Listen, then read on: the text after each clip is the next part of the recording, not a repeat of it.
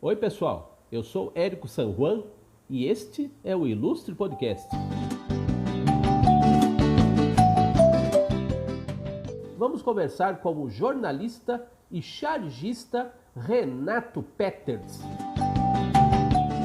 Oi, Renato. Seja bem-vindo ao Ilustre Podcast. A gente sempre faz aqui, a gente sempre traça uma linha do tempo da vida e da obra dos nossos ilustres convidados. E com você não seria diferente. A sua linha do tempo começa no estado de Minas Gerais. Conta pra gente da sua cidade de origem, uma cidade do interior mineiro. Conta da sua infância, o que te cercava aí nos seus primeiros anos de existência. Salve, salve, Érico. Tudo bem para todo mundo desse podcast aí ilustre? É, não me sinto assim um cara ilustre, mas enfim, obrigado pela tratativa aí. Mas é muito bom estar aqui. Vamos lá, vamos falar um pouquinho. Eu sou nascido e criado na cidade de Araguari, no Triângulo Mineiro, Minas Gerais, a grande Araguari, né? E a minha infância, que eu posso te dizer que foi uma infância de muita molecagem, de brincar muito, de fazer brinquedos, né? A gente fazia brinquedo naquela época. Não tinha a disponibilidade de hoje, brinquedo era caro, né? Então, a gente fazia brinquedo, a gente jogava bola. Mas uma coisa que me marcou muito desde moleque é que eu sempre, desde criança, eu desenhei. Sempre fazia charge. Desenhava o cotidiano, desenhava o que eu via, né, como criança. Meu pai sempre me incentivou, meu pai sempre via os desenhos e pedia mais, então aquilo era um desafio para uma criança, né? Meu pai falava, desenha o cachorro, desenha o carro, e aquilo eu fui tomando gosto. E em casa eu tenho uma família de chargistas, né? Assim, de desenhistas. Meu irmão, Beto, Paulo, eles desenham. Aliás, todo mundo desenha lá, mas assim, quem seguiu mais para esse lado de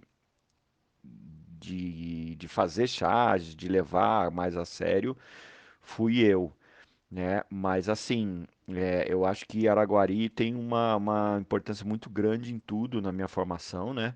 De estudo, de trabalho, mas principalmente por causa disso, dessa infância de desenhar muito, de criar coisas. Depois na faculdade eu também fiz mais charges e, enfim, foi uma infância que eu passei hora brincando, hora desenhando. Você começou a trabalhar muito cedo, né, Renato? Nesse mundo meio amalucado da comunicação. E num veículo que teve a sua morte decretada muitas vezes em muitas épocas, né? O rádio. Conta pra gente da sua aventura inicial, da sua boa aventura inicial aí na comunicação, no rádio. O que o rádio te ensinou e que você aplicaria consciente ou inconscientemente nos seus anos seguintes aí da comunicação? Cara, o rádio não é exagero dizer que ele foi tudo, né? Aliás, eu morro de vontade de voltar pro rádio, mas a gente não, vivendo assim em São Paulo, nessa correria, não dá tempo, simplesmente não dá tempo. Mas o rádio me criou, né? Na comunicação. Eu comecei com 16 anos. Na verdade, eu ouvia muito rádio, né? A gente não tinha podcast, a gente não tinha aplicativo de música. Você ouvia rádio, você gravava as músicas no rádio, né? A fitinha cassete ali, você ficava ouvindo. E com isso você ouvia muitos locutores, você ouvia muito, né? Você não baixava música naquela época, né? E eu tô falando disso de década de 80, começo da década de 90. Você não baixava música. E nessa de ouvir, eu fui pegando os trejeitos do rádio. Eu fui pegando ali a forma do pessoal trabalhar, como é que era, como é que anunciava a música, desanunciava uma música, a hora certa, o serviço que a rádio dava, a participação ao vivo. E aí eu me lembro que um dia eu ouvindo rádio, surgiu um anúncio de um curso de locução. Falei, opa, vou fazer. Só que quando eu cheguei na rádio, Na verdade, não era um curso de locução, era um teste. Então a cidade inteira estava lá fazendo teste. E eu acabei com aquele conhecimento, ou seja, de ouvir muito, eu tinha um conhecimento de rádio. Então, estava muito nervoso, muito, muito nervoso, mas o cara me identificou ali, o cara que estava fazendo o teste, falou: olha, tá saindo alguma coisa diferente das outras pessoas.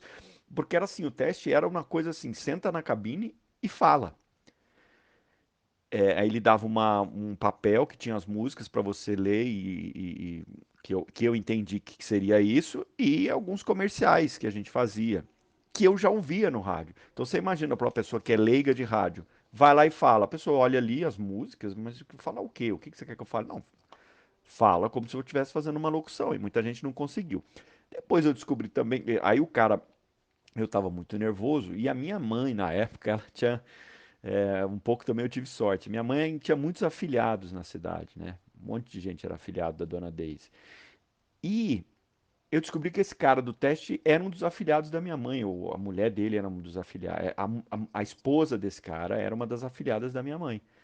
E esse cara perguntou: Você não é o filho da Dona Daisy? Eu falei: Sou. Ah, tá. Não, faz o seguinte: volta aqui amanhã, você está muito nervoso, amanhã você faz de novo. Aí eu voltei no outro dia e mais calma e tal, e sabendo que tinha ali um laço de amizade ali, de parentesco, eu aí passei no teste, depois fui para a rádio e trabalhei, então até me formar, até ir para o jornalismo, eu trabalhei em rádio, em várias rádios lá do interior, enfim. Foi uma escola que eu uso até hoje, a gente usa isso na televisão, porque a televisão às vezes você faz muito ao vivo, você tem que entrar, você tem que dar as informações, e no rádio é isso, o rádio é todo ao vivo, né? Você tem poucos programas gravados. Mas naquela época era tudo ao vivo, você fazia transmissões, você fazia um monte de coisa que te dão cancha para você, quando tiver que entrar ao vivo em qualquer veículo, você conseguir fazer. Mas o rádio realmente é uma coisa assim. A gente fala lá em Minas que é uma cachaça, assim, né? Que é um negócio bom demais. Docinho, docinho, bom é o rádio demais. Ainda na faculdade, você já entrou para seus primeiros trabalhos aí na TV, né, Renato? E de lá não saiu até hoje, como jornalista, como repórter. Como é que você entrou nesse mundo da TV, né? Ainda é um mundo de comunicação, mas do rádio para a TV, eu imagino que deva ser uma diferença gigante, né? Essa passagem para a TV foi uma coisa muito engraçada, assim, vamos usar essa palavra, foi muito pitoresco. Eu sempre trabalhei em rádio, sempre rádio, rádio, e rádio era um veículo que eu, né, estava já estabelecido, já tinha um nome. Nessa época eu já trabalhava em Uberlândia, fazia faculdade de jornalismo, e eu não me via na televisão, não era um veículo que não sei, não, acho que eu não daria certo ali e tal. Só que aí nos últimos meses, minha faculdade era uma faculdade particular, nos últimos meses de faculdade, a TV universitária da Universidade Federal de Uberlândia, que é até hoje uma universidade federal, ela abriu um estágio. Chegaram lá umas pessoas na nossa sala e falaram: olha, nós temos um estágio para TV universitária. Quem quer? Falei: todo mundo, né? E era o último ano, me lembro, eram os últimos 6 meses de faculdade. E nós fomos, então, fazer o estágio. Eu, na minha cabeça, imaginava que o estágio era você chegar lá e acompanhar uma equipe de TV, fazer todo o trâmite, aprender, né? Qual nada. A gente chegou lá e foi entregue uma pauta, né? Eu me lembro até hoje que eram 3 equipes, né? E saíam as 3 equipes numa Kombi. Então eles iam distribuindo. A gente fazia muita coisa no campus da universidade, alguma coisa fora, mas essa Kombi levava as equipes. E era para valer, olha, pega a pauta, tá aqui, é isso, você vai falar, sei lá, sobre o novo curso que vai abrir na faculdade, o professor tal, depois tem um aluno que vai fazer lá, tinha uma pauta e você saía. E então a gente aprendeu a fazer televisão na unha, na marra ali, vai e faz. No estágio era aprenda sozinho. E foi uma coisa muito louca, assim, porque você tinha que. Eu não tinha a menor experiência de televisão, então, assim, você se virava, entendeu? Você assistia, eu assistia muito, então eu copiava tudo que os caras faziam na TV. E, e foi assim, foram 6 meses de muito aprendizado, de fazer essa mudança da narração da TV para o rádio, do rádio para a TV, enfim, se ambientar com uma câmera, porque no rádio não tinha câmera. Hoje todas as rádios têm câmera. Naquela época não, era só o som. E eu sei que foram esses 6 meses de fazer matéria e quebrar a cara e não ficar bom, mas tudo ia pro ar, tudo que a gente fazia ia pro ar. Não tinha como a gente faz hoje, um piloto, não tinha vamos fazer um teste. Tudo que eu fiz na TV universitária foi ao ar sem nenhuma experiência de televisão. Quando chegou o fim do ano, fim da faculdade, todo mundo do curso falou: olha, vamos mandar a fita, né? Para os mais novos aí existe uma fita VHS, tá? Joguem aí no Google para saber o que é uma fita VHS. Aí eu já entrego a minha idade. Mas enfim, vamos mandar a fita para Globo. Eu falei, não vou mandar a fita para Globo, porque o Globo não vai querer a gente, né? E só que todo mundo mandou, eu falei, cara, eu vou, né? Porque eu não vou ficar sozinho nessa. E o chefe da TV em Uberlândia me chamou. Olha, nós gostamos do teu trabalho e tal. E eu me lembro que a vaga era para Uberaba. Uberaba é uma cidade que fica a 120 quilômetros de Araguari. E eu fui lá, convenci minha namorada, olha, foi aquela choradeira, nossa, 120 quilômetros e tal, não sei o quê. E aí, tava tudo certo, eu iria para Uberaba. Aí o chefe me liga, falou, olha, Renato, preciso conversar com você. Eu falei, ih, acho que o cara assistiu direito a fita ali. Não, era que era o seguinte, a vaga de Uberaba nesse meio tempo foi preenchida. Então a vaga que seria para Divinópolis, que aí eram quase 500 quilômetros. Então assim, você imagina você convencer o pessoal em casa, namorada, olha, eu vou morar a 100 quilômetros, mas todo fim de semana eu tô aqui. E depois você volta e fala assim, não, não são 100, são 500. Aí fui, comecei a empreitada na TV para valer, né? Mas assim, foi sempre uma aventura de morar fora. Então, desde esse ano, que foi de 1998, eu deixei a minha cidade e aí essa vida que te leva para vida de repórter assim, você quica em vários lugares, vai mudando e vai crescendo e outra emissora e desde então não parei mais, aí só em 2002 quando eu fui para o esporte, mas realmente a passagem para a televisão foi uma aventura, assim, de trocar os veículos. Renato, você teve experiências profissionais muito marcantes, talvez inesquecíveis, né? Cobrindo Copa do Mundo, as suas duas Copas do Mundo, a Taça Libertadores, Mundial de Clubes, né? Imagino que sejam os sonhos dourados aí de todo repórter esportivo, né? Cobrir campeonatos de futebol em escala mundial. Mas há no seu currículo vital coberturas do futebol feminino e do esporte paralímpico. Conta pra gente a diferença entre cobrir um campeonato de futebol masculino e o futebol feminino. Além do esporte paralímpico, você também cobriu os Jogos Paralímpicos de Londres e os Parapan-Americanos de Guadalajara, no México.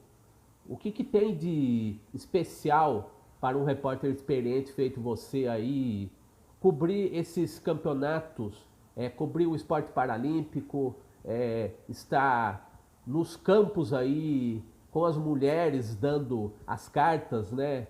Jogando um bolão aí no futebol. Conta pra gente dessas experiências fora do país e principalmente as experiências de cobrir o esporte com pessoas tão especiais aí que talvez você realmente não imaginasse que fosse cobri-las, né? Primeiro, o esporte paralímpico, muita gente fala que eu sou um especialista, eu sou mais um grande fã, assim, eu curto muito em vários esportes, bocha paralímpica, eu adoro, é muito competitivo, basquete em cadeira de rodas, e eu tenho já no currículo 3 Paralimpíadas, né? Eu fui a Londres 2012, Rio de Janeiro e agora a última em Tóquio.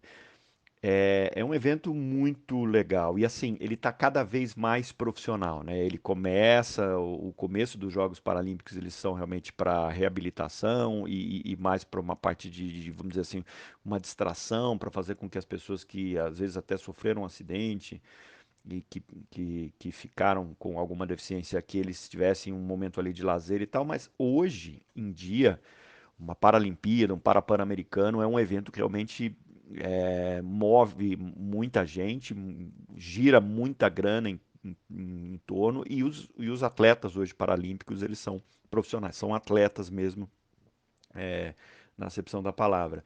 Então é muito legal e é impressionante uma coisa assim, até meio inexplicável, como é que o Brasil hoje paralímpico é uma potência. A gente está falando de um país que está entre top 10, né? Está no top 10, entre os melhores do mundo e tem atletas que são conhecidos mundialmente, né?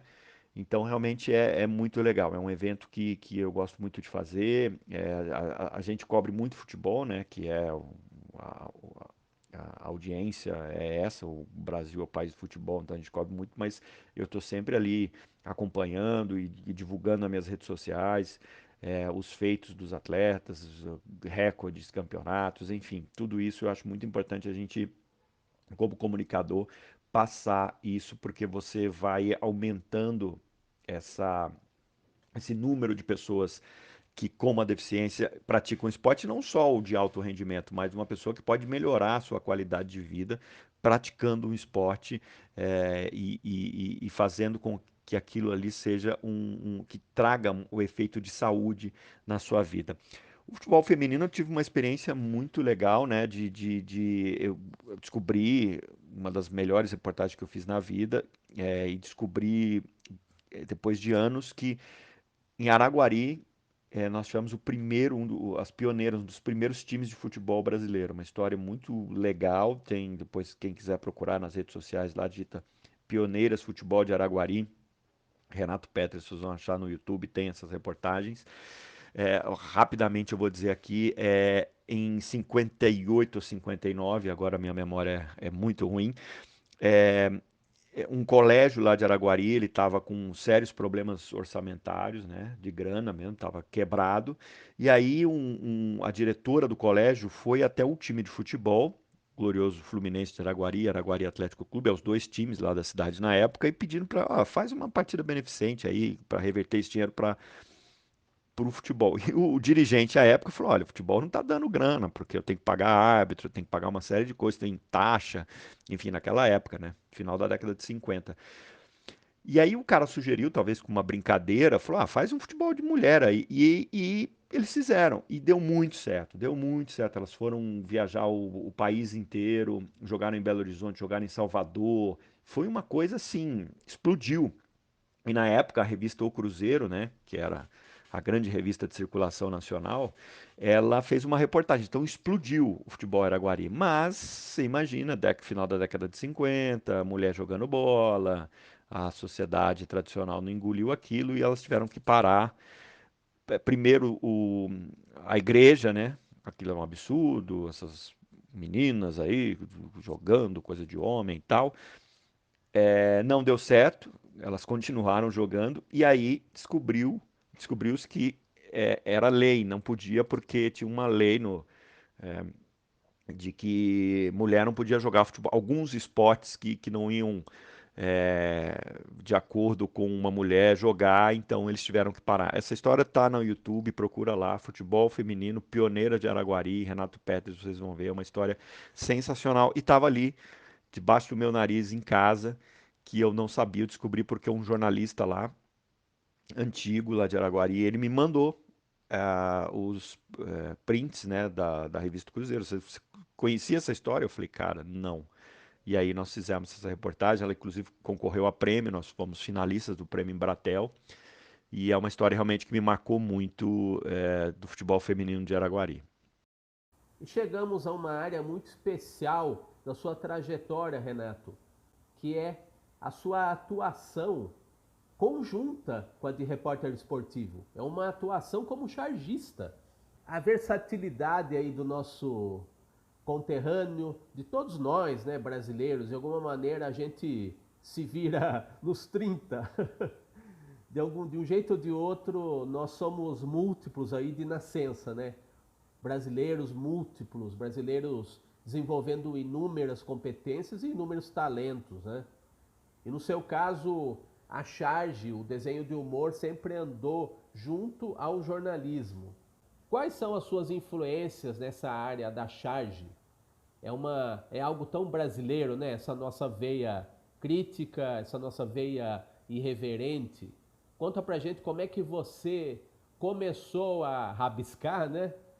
Que desenhistas que te influenciaram e quando que você resolveu encarar esse desafio de uma maneira mais continuada, até mais efetiva? Eu sei que tem a ver com o seu filho também, né? Rapaz, você estudou a pauta, hein? Então, cara, a Charge também foi outra história, sei lá, eu posso dizer surreal, assim, né? Eu contei já no começo aí, pra quem tá acompanhando, se você chegou até aqui, né? Uau, você é um vencedor. Cara, então eu falei no começo do podcast, eu tive toda essa influência em casa, toda essa. Eu via muito isso, porque meus irmãos desenhavam, meus irmãos tinham muito a revista do Enfio, né? Eu cresci vendo Enfio quando eu era moleque. Meus irmãos gostavam muito, tinham todas lá. Asterix, meu irmão tinha uma coleção do Asterix, enfim. E eu via tudo aquilo e comecei a desenhar, aquela coisa de criança e tal, e não sei o quê. Depois eu fui para a faculdade, desenhei também, fizemos algumas coisas. Eu lembro na escola, voltando um pouquinho, ensino médio, né? Primeiro, segundo colegial, e eu lembro da Copa de 90, que eu fazia os gols. A gente tinha um jornalzinho mural. Para os mais novos também aí, por favor, joguem no Google o que que é um jornalzinho mural. Não tinha grupo de WhatsApp, né? Era mural. Você tinha que falar com alguém, você botava no mural. Bom, e lembrei disso agora, que na escola estadual Madre Maria Blandina, polivalente lá de Araguari, eu fazia um mural, né? A gente tinha uma turma que fazia, então a gente fazia um jornalzinho e na Copa de 90 a gente fazia com as notícias, né, da Copa e tal, e eu fazia uns desenhos. Bom, e aí faculdade eu fiz e tal. Quando eu começo a trabalhar nessa história de viajar, né, de ser repórter e tal, o tempo acabou, né? E eu parei, nunca mais eu desenhei. O desenho ficava numa gaveta, jogado, lá, guardados, enfim, jogados não, guardados, e ficava lá, entendeu? Aí, o que que aconteceu? Quando nasce o meu filho, em 2012, o Matias, eu começo a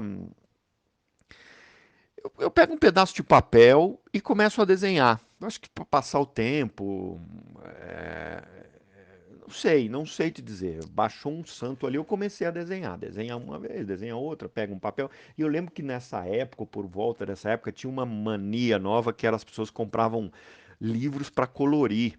Sabe? Teve uma essa, você comprava lápis de cor, livro, e a pessoa ficava ali pintando e tinha uma coisa. E eu comecei a desenhar. Comecei a desenhar, desenho aqui e tal, não sei o quê. E com o negócio das redes sociais, né? O ser humano gosta, né? De dar uma postada, né? Eu postei um desenho. Postei um, postei dois, postei três. As pessoas começaram a perguntar, mas isso é seu? É você que faz? E eu falei, olha, e tal. E comecei a fazer. Até que um dia o pessoal do UOL me ligou. Ô, Peter, a gente tá vendo aqui o que você faz e tal. Eles deram uma notinha. Eu falei, cara, tem coisa boa aí. Aí eu comecei a fazer, mas eu falei, eu preciso aprimorar, né? Eu preciso fazer como que os caras fazem, assim, os profissionais. E aí eu comecei a desenhar, até hoje eu faço assim, minha técnica é desenhar, né, no papel, e depois eu escaneio, e no Photoshop eu vou dando um trato com cores e tal. E aí, assim, já fiz ilustração para livros, né, livros didáticos, já fiz exposições, tem exposição com os amigos, um grande abraço para o Amorim aí. Eu fiz recentemente duas exposições com ele. E aí ficou uma coisa assim. Aí o pessoal da TV começou a gostar, começou a pedir, eu comecei a fazer algumas chamadas pontuais e hoje virou um quadro, né, no Hora Um, que é sobre charges, né? E como você perguntou, desculpa, me alonguei aqui, você perguntou sobre os, as influências. Eu não gosto muito de citar nomes, porque eu acabo esquecendo, mas assim, eu gosto. Enfio foi um dos primeiros que eu lembro, Glauco, Angeli, né?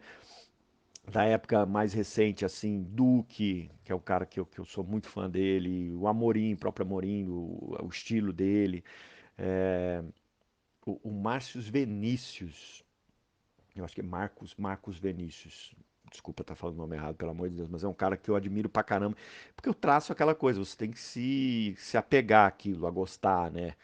Então são esses caras, assim, eu falei que não ia citar, mas citei, mas enfim, é muita gente boa que eu me inspiro e vejo muito enfim, são caras que eu tento tirar alguma coisa ali de inspiração, de traço para ir moldando. Mas realmente essa história minha é muito louca, assim, porque eu tinha parado, não via isso em nenhum lugar na minha vida. E eu começo a fazer isso depois que meu filho nasceu e nunca mais eu parei. E parece que não vou parar mais, enfim, já virou uma coisa meio que séria, assim. Atualmente, Renato, você tem divulgado as suas produções chargísticas em espaços que talvez a gente nem esperasse que poderiam existir para um desenhista, né, de humor gráfico, que é um espaço da TV, né? Você tinha começado a divulgar seu trabalho com força na internet, né? Tem participado de exposições coletivas de humor aí Brasil afora. Foi numa dessas aí que eu conheci ainda melhor o seu trabalho como chargista. E nesse momento em que a gente está conversando para o podcast, final de 2022, você está com uma exposição das suas charges. Entendeu ou quer que desenhe?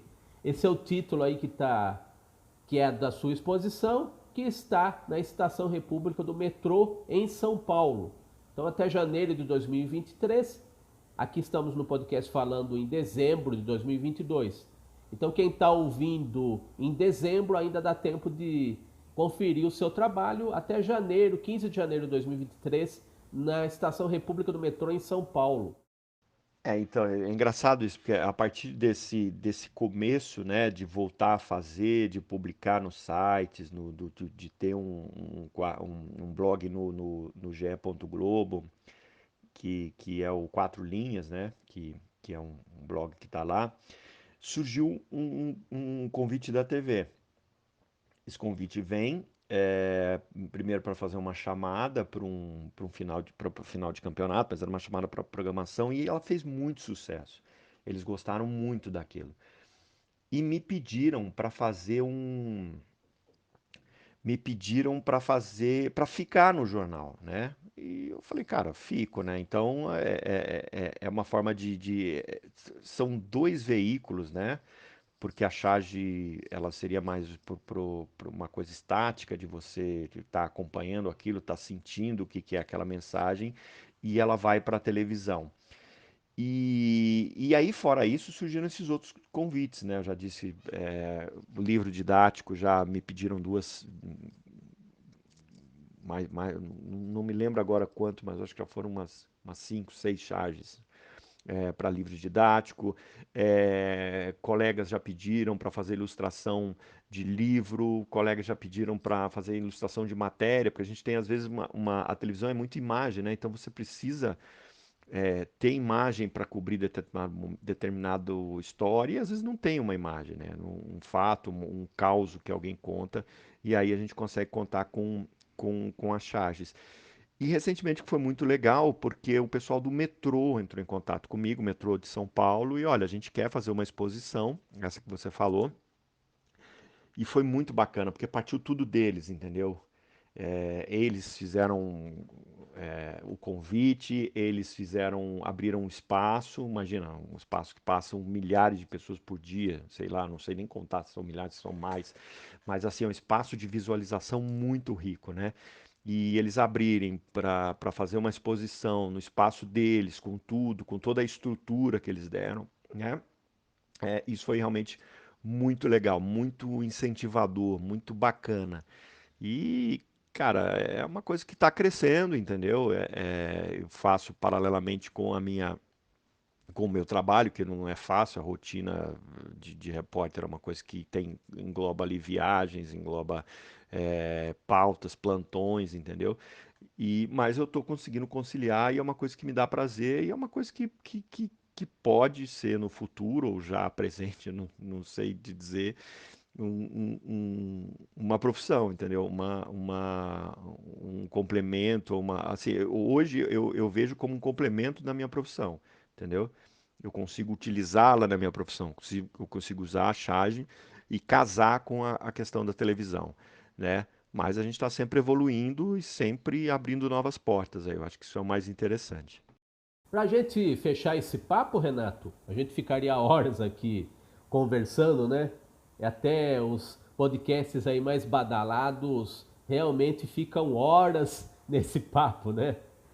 Mas o nosso podcast é um pouquinho mais curto, mas ele diz muito. A gente pretende dizer muito em menos tempo, né? Então, a gente pode fechar esse nosso papo com a questão dos memes, né?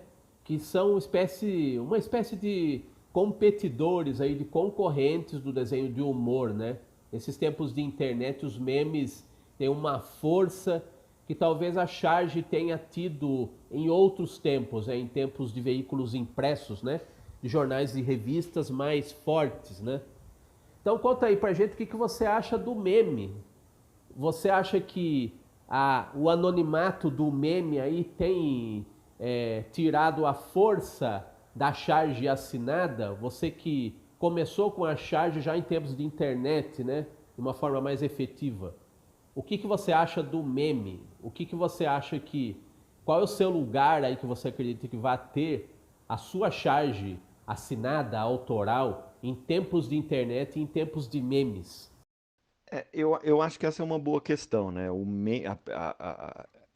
Assim, as pessoas falam que eu sou muito rápido e às vezes eu sou realmente. Acontece alguma coisa e eu rapidamente tenho uma ideia e publico. E às vezes depois que eu publico, eu falo, puxa, poderia ser diferente essa charge, eu poderia ter ido por outro lado. Então tem charges minhas que depois eu refaço, né? Mas a instantaneidade do meme é uma coisa impressionante, né? É realmente impressionante. Porque acontece alguma coisa aqui, ainda mais agora em Copa, a gente viu muito, né? Em Copa do Mundo acontece um negocinho, plau, já tem. Eu não sei, é uma pergunta complexa. Eu acho que a gente precisava de um outro podcast para ouvir mais opiniões. Eu não sei, eu acho que as coisas caminham juntas, entendeu? Elas se complementam, né? Porque tem algumas charges que são geniais, assim. São geniais, se equiparam a um meme, né? Assim como tem outros memes que não são tão geniais assim, não são tão bela sacada. Outros, sim. Então, eu acho que uma coisa complementa a outra. Você tem o trabalho, acho que uma coisa não vai atrapalhar a outra, porque o meme ele chegou para ficar, né? É uma coisa que antigamente o brasileiro é muito assim, né, cara? Ele vê humor em tudo, ele tem sacadas e tal. Então tem gente que usa a questão do meme para isso, para externar esse lado humorístico, né? Nosso, característico. E eu acho que em muitos casos a charge complementa, né? A charge já é uma coisa artística, uma coisa feita à mão, ou seja, é uma coisa feita né, como vou te dizer, é diferente da pessoa fazer uma montagem ali. Eu acho que ela tem um valor maior, assim, né? E a gente tem os charges que são desses que eu falei agora há pouco aí, cada um tem desenhos memoráveis, assim, né? Desenhos que têm o mesmo tamanho, o mesmo impacto de um meme. E é aquela coisa, é feito por um cara, né? Enfim, não é uma montagem ali que a pessoa pega uma foto ou pega um texto e tal. Mas eu acho que as duas coisas caminham juntas, assim, né? Eu acho que uma coisa não anula a outra. Eu acho que tem espaço para tudo isso e a internet é um canhão de memes, né? Como eu disse, acontece um negócio hoje aqui, amanhã já. Hoje. Acontece hoje, em um minuto já tem um monte de coisas assim. Eu costumo, às vezes, assim, às vezes a ideia vem muito no mesmo sentido do meme. Ou seja, aconteceu um negócio, o cara que faz meme, ele deve pensar, puxa, tem isso aqui, papapá, faz no computador e coloca.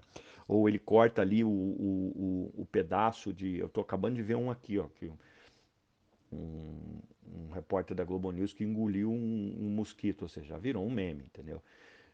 Então, ou seja, eu acho que os dois caminham juntos e tem espaço para todo mundo. Mas valeria também um podcast inteiro para a gente falar sobre esse assunto.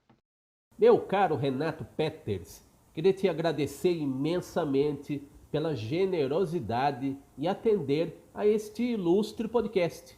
Um podcast feito por um colega seu de traço, né? Que acredita que as palavras possam falar tanto quanto as imagens, né? No seu caso, as imagens que você junta às suas palavras na TV, as imagens das suas charges. As charges é uma humor gráfico, uma linguagem que eu também conheço e pratico como você, né? A gente, de imagens e palavras, a gente se abastece e a gente fornece para o mundo dia após dia. Muito obrigado mesmo. E deixa para o nosso ilustre ouvinte as suas redes sociais, para a gente ter acesso às suas imagens e às suas palavras. Para além da TV Globo, onde você está trabalhando no dia a dia, né?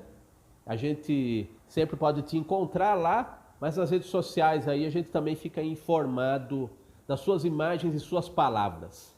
Bom, muito obrigado. Eu acho que você disse tudo, né? Os ilustres, eu acho que o ilustre aqui é quem está ouvindo até agora e conseguiu chegar até o fim dessas histórias aqui. Bom, eu lembrei de uma última coisa aqui para a gente falar. É engraçado isso, né? Porque a charge, o cartoon, você tem que ser genial, e eu admiro isso muito em quem eu acompanho, no quem eu sigo, em quem faz charge que eu admiro, é você usar o mínimo possível de traços e passar uma ideia. Que é diferente da televisão, que você às vezes tem um texto que você precisa trabalhar aquele texto, usar palavras, mostrar para o telespectador, informar o telespectador. A charge não, ela tem um impacto e ela vai impactar cada pessoa de um jeito. Cada olhar em cima daquela charge é diferente, né? E então isso eu acho que é o grande barato da coisa aí. E redes sociais estamos aí, gente. Sigam aí, vamos trocar ideia, ou seja, tudo arroba Renato Peters, arroba, e é isso aí, a gente se encontra. Obrigado pelo espaço e que bom fazer parte aí desse bate-papo e poder contar um pouquinho dessa história. Valeu, um abraço para todo mundo aí. Obrigado, querido. Muito bem, chegamos ao final de mais um episódio do Ilustre Podcast. Nesse episódio, estivemos com o Renato Peters. Não esquece de seguir a gente no Instagram, @ilustre.podcast. Estamos nas plataformas de áudio, no Spotify, no Google ou no Apple Podcasts. E também no nosso canal do YouTube, Ilustre Podcast. Eu sou Érico San Juan. Obrigado por ouvir esse episódio e semana que vem, sempre às quartas-feiras, estaremos de volta com mais um episódio do Ilustre Podcast.